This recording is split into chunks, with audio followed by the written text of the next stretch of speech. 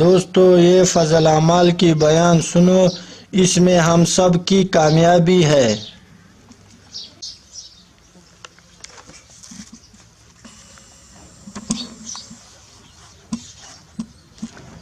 بسم اللہ الرحمن الرحیم۔ حضرت سلمان رضی اللہ عنہ ایک بڑے مشہور صحابی ہیں۔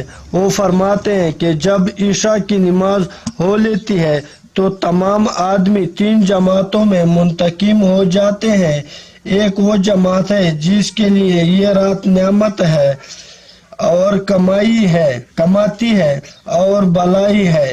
یہ وہ حضرات ہیں جو رات کے فرصت کو غنیمت سمجھتے ہیں، اور جب لوگ اپنی راحت و آرام اور سونے میں مشغول ہو جاتے ہیں تو یہ لوگ نماز میں مشغول ہو جاتے ہیں۔